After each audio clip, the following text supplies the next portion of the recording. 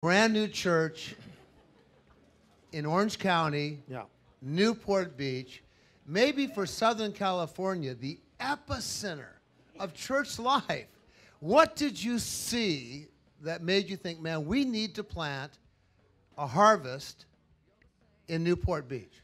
Well, I think the conventional wisdom is, oh yeah, you're called to Newport Beach. Like that's not legit. Probably what people say when you tell them you pastor in Hawaii. Oh, that must be really hard, right?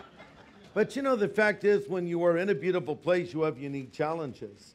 For starters, there's a lot of distractions that people deal with every day. If there's a good swell or, whatever else, they may miss out on things. So the reason I started a church in Orange County is I'm from Orange County. I was born in Long Beach. I've raised in Newport my whole life. And I went to Riverside and started a church, as I said earlier. But I always had a heart to go back to my hometown, if you will. So that's my hometown. And I saw a need there.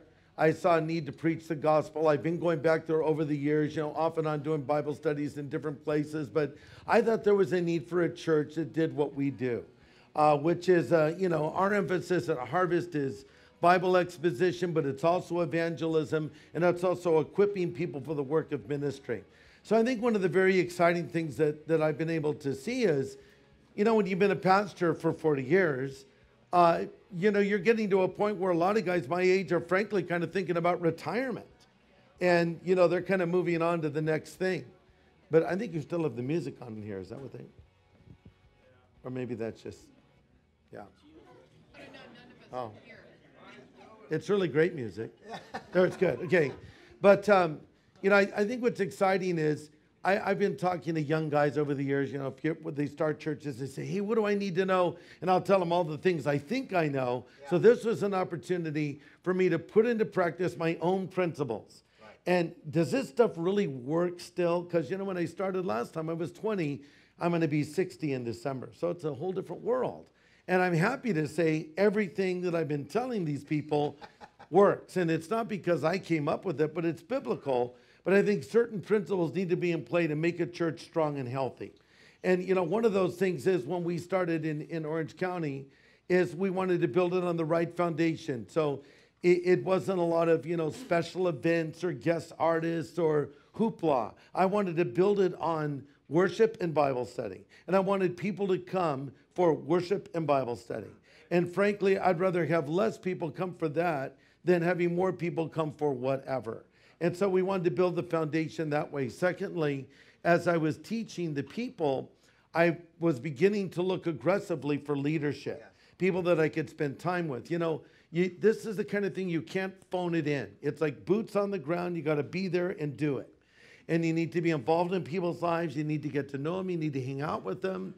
And that's how you discover who is who and what is what and who has certain gifts. And then a lot of times it's working with these folks and encouraging them, helping them find their gifts. So I feel part of the role of a pastor is not just teaching the word, but according to Ephesians 4, God gives pastor, teachers, evangelists for the work of the ministry, for the equipping of the saints. And so my job is not just to do it, but it's to teach others how to do it, help them find what their gifts are, and start moving forward in those gifts. And, sometimes finding out what we're called to is first finding out what we're not called to.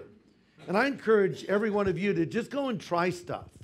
Say, I don't know if I'm called to Sunday school ministry, but if there's a need, I'll just do it. In a couple of weeks, you'll know if you are or not. But sometimes it's process of elimination. You'll say, oh, this is not what I'm good at. But then again, it may be what you're really good at. Because a lot of times we don't realize what God has gifted us to do till we get out there and start taking some risks. And, nothing is ever going to happen if you don't take a risk. If you always play it safe and I'm afraid to make a mistake and I'm afraid to not do a perfect job, then nothing will get done. You have to be like Peter. I'm going to put my foot in the water. I'm going to take a step. Let's see what the Lord will do. If I sink, I sink, But if I stand, I stand. And actually, this was kind of a risk for me to take at this point in my life, to start a second church where I already had a church in a whole new area. But a lot of the things we've been doing lately, we did a crusade this year and last year at Dodger Stadium. It was a huge step forward for us to go to a venue that large. But but I've just been really kind of into taking risks lately. And I feel like, a lot of guys, when you get my age, you become less of a risk taker. When you're young, you're more willing to try stuff. When you get older, you get set in your ways. Right, older people? Yeah. Right? You go to the same restaurant, you sit in the same place, you order the same thing, you like routine. When you're young, you like action. What are we going to do now? Let's try this, let's do it. When you get older, you don't want to do that so much. So I've just thought, why not take some risks for the kingdom of God? And I find that the Lord has honored it. Not that we do everything perfectly. We always learn from missteps. But I think we should take steps of faith and see what God will do. Greg, I know the easy thing would have been to draw from Harvest Riverside, bring down a whole army of people to help you start this new church in Orange County, but you didn't do that. Right. In fact, I think you purposely looked for younger people there, and you started to raise them up. Did that work out? Well, it's a little both. I mean, we did bring people from Riverside to kind of model for the guys in Orange County what I was wanting to see. And these are people that, a lot of them are young people in our ministry. We have a college ministry called The Well. And these kids just love God, and they'll do whatever you ask them to do. You need help in the parking lot, they'll do that. You need help in Sunday school, you need help handing things out, flyers out, tearing things up, setting things up, tearing them down. They'll do anything. And so we had them there to sort of provide a model of this is what service looks like. Orange County, in contrast to the Inland Empire where Riverside is, Orange County is a little more of what I would call an entitled culture. They're just a little more about, they want everything to kind of cater to them. And where Riverside is a little more what we might call blue collar, kind of more salt of the earth type people, great people.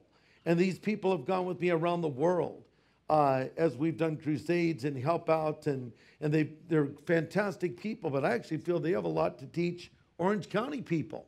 And what we're trying to do is change the paradigm and provide a new model. And the model is you don't come to church and have the whole world cater to you. You come to church, you find your gifts, you develop them, and you come, yes, to grow, to learn, but also to serve. Because God's called us all to serve in some way, shape, or form. And we need to stop looking at church as them and start looking at church as us. We are a part of the church. It's very easy to be an armchair quarterback. It's very easy to second guess the pastor. It's very easy to be a critic. Well, shut up and do something. I heard Pastor Ricky talking, it was a few Sundays ago, and he was talking about somebody who was critiquing your coffee. Yeah. I don't really like this coffee. They're probably some coffee connoisseur, and all that. And he goes, well, what are you going to do about it? Kind of the idea of, well, what are you going to do to make it better? It's very easy to be a critic. But I think when we get involved, we realize, oh, yeah, okay. And then someone critiques us, and we see what that's like. But I think it's really important for all of us, once we've made that commitment to Christ, to start developing our gifts. And as Paul said to Timothy, to fan them into full flame. Neglect not the gift that is given to you. By the laying on of hands, Paul said. And that can be translated, fan it into full flame. And that happens through use of the gift. So get out there, take risks, see what the Lord will do. And with these folks coming in from our Riverside campus, we're seeing more and more Orange County people really get it, really starting to serve the Lord. And that takes church to a whole different place. Because I have a place, I have a job, I have a calling, I have a purpose here. And it really changes the whole dynamic of what church is when you're a vibrant part of it. Don't you guys think? Yeah. You know what I'm talking about. Yeah, right. I'm preaching to the choir here. But a lot of people come and they just are spectators, and we need to be participators. Join the team, if you will. So you're looking at these new young people in Orange County. They're excited. They're responding to the ministry of the church. Yeah. So what do you look for in these leaders? How do you identify the leader? What things are you looking for specifically in these young people to tell you this person has leadership potential? That's a very good question. I don't know. It just sort of, I think what I look for, first of all, is a strong commitment to Christ, number one. Number two, I look for a willingness to serve. If someone comes and says, I want to serve the Lord, we may give them a menial task just to see where their heart's at. When I was a young preacher hanging around at Calvary Chapel of Costa Mesa, I was doing my graphic design, and I was feeling called to ministry in some way, shape, or form. This is probably after my little adventure down at Pirates Cove. So I went in to see Pastor Chuck. I sat in his office, and I was very bold or stupid or maybe a little of both. I'm not quite sure, but I said, Chuck, I feel called to the ministry, and I would like to do something here at Calvary. Maybe I could preach or do something. And can't even imagine saying something like that, but I said it to him, and he just looked at me and said, you need to go see Romaine. Now, I didn't know who Romaine was. Well, Romaine was Chuck's associate pastor, and Pastor Romaine used to be a sergeant in the Marine Corps. So he knew exactly what to do with young bucks like me. So the first thing he did, you're called to serve the Lord? Yes, I am. Says, well, there's a broom. Go start sweeping over there. After that, go over there and clean those toilets. And after that, pick up that trash. I'm like, what? Where's the preaching opportunity? And what I realized is they were wanting to see if I would be faithful in the little things. You're never too small for God to use, only too big. So says Warren Wiersbe. And I think that people that think they're all that, they're not going to really go anywhere. But if you'll just say, look, here's what I have. I'm willing to serve. I look for that number one. And then once I find the servant attitude, the willingness to do whatever, just somebody say, hey, would you do me a favor? Could you just run over and grab that? Well, I don't really know. Okay, that's a problem. But if I'll do whatever you need to do. That's what I look for, number one. Now, having discovered that person, then getting to know them, I start getting the sense of them, and I'll say, why don't you help out here? I feel called to music and worship. Well, okay, why don't you come and sing with our worship team? Listen to them one time. Maybe that's not what you're called to do. Let's try you over in this area over here, and I might point them in a different direction. Yeah, maybe that's not your gifting either. But what I find is when someone is gifted, I'll start hearing about it. People will tell me about it, and I find cream sort of rises to the top. You just figure it out after a period of time. It's a little trial and error often, but and then you'll find some people that are gifted at multiple things.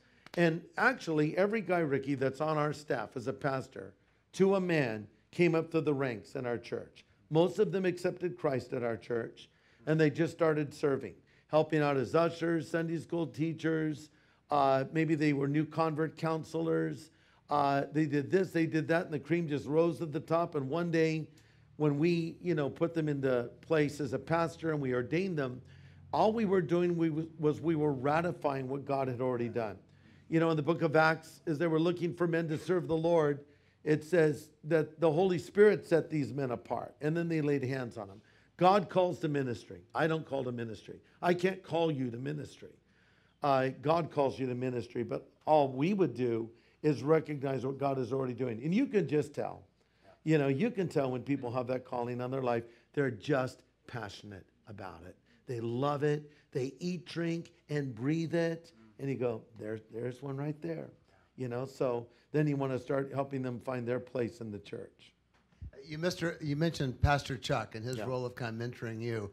Interesting question we got. What struggles did your mentor, Chuck Smith, have to overcome discipling you that we can learn from?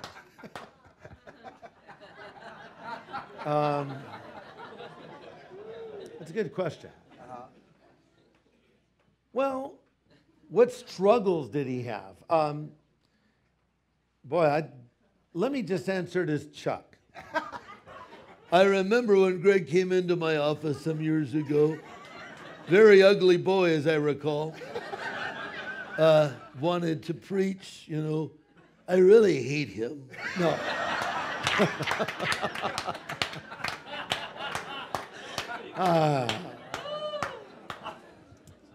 I think that Chuck saw that I had a lot of energy and passion, but I needed to focus. I'm like, if you could look up the word ADD and find my picture there, I've always been that way. I'm like when I'm speaking, sometimes my leg is shaking. I'm going 100 miles per hour. I have all these things going on at once. And so it's always been for me learning to discipline and focus. When I get up to speak, the easiest thing is to give the joke and to ad lib. that comes naturally. I have to discipline myself to actually exegete a text, work my way through, and not get sidetracked on all that craziness, And other people, maybe don't have a personality like that. They're already more disciplined, more methodic in their approach, and so maybe they have to work a little more in that other area. We all have our personality traits, and the way that God uses us. But I think Chuck saw that I needed to sort of settle down and teach the Word. He pointed me to some good books. And I was like reading Spurgeon when I was like 18 years old. Yeah. And I was like a lousy student. And if you've ever read a Spurgeon book, he's not the easiest guy to understand. But I mean, he pointed me to some great books. And I was reading guys like Spurgeon and Ironside and G. Campbell Morgan and Martin Lloyd-Jones and all these great preachers as I was sort of writing my sermons, but it was kind of working its way through my personality. Preaching has been defined as truth through personality. Another way it's defined as logic on fire. And so truth through personality. With some preachers, you have a lot of truth and not enough personality. That almost doesn't sound right, because how can you have, too much truth? No, the truth isn't the problem. It's like it hasn't worked its way through them.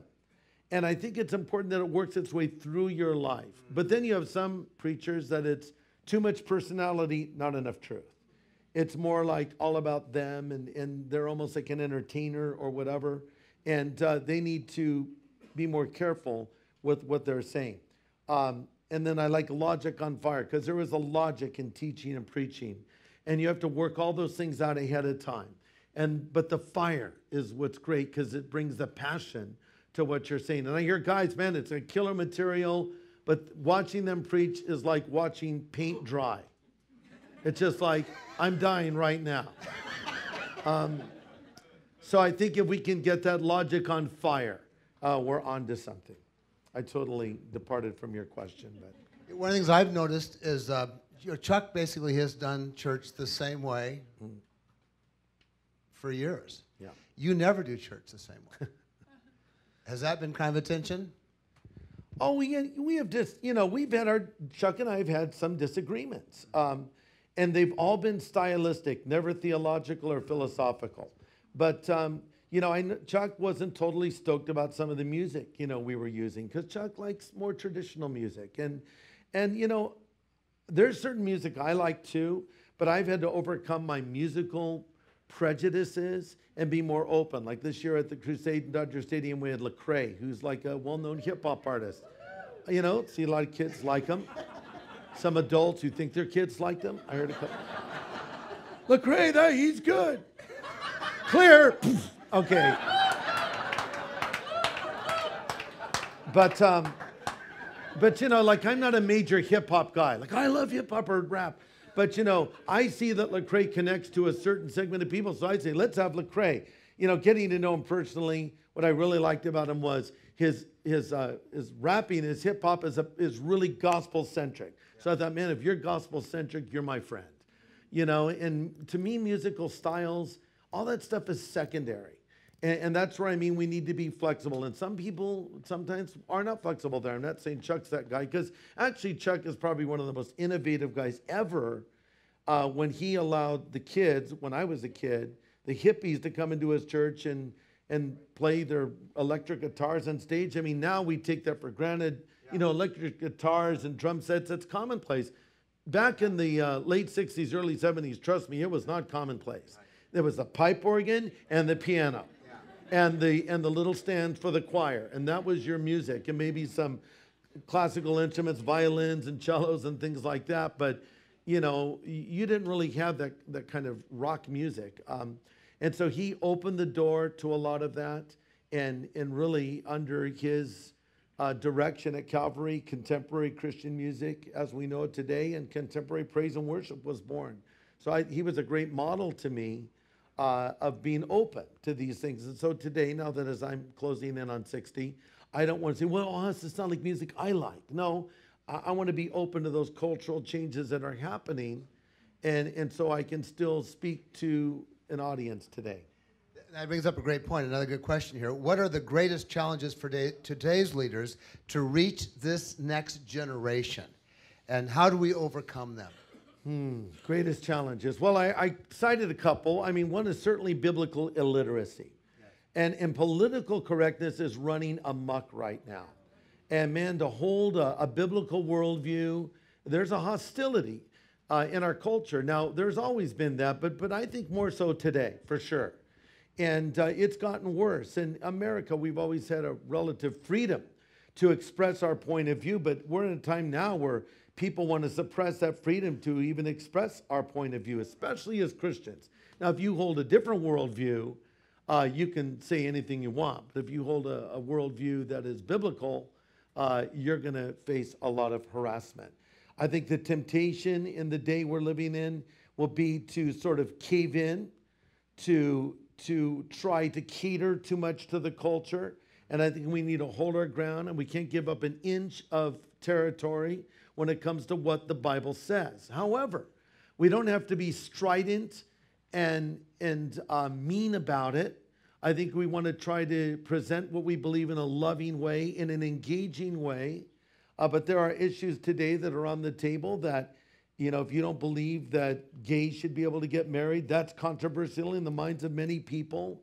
And, you know, if you believe that the Bible is the Word of God and the only way to get to heaven is through Christ, that in our day is controversial.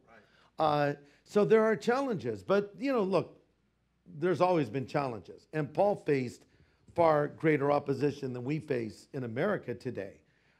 You know, Paul was either in a revival or in a riot. That seemed to be the two reactions to Paul's preaching. He was either preaching to a multitude or getting lowered over the wall in a basket, trying to live another day, you know. So, and that was the life of the apostles. But, you know, in a relatively short period of time, without modern technology, they changed their world. You know, Paul didn't tweet, and Peter didn't Facebook, and, you know, Barnabas didn't Instagram, but they were able to reach so many people. And now, so Keith, those are some challenges. Here's some advantages. All this crazy media we have. Yeah.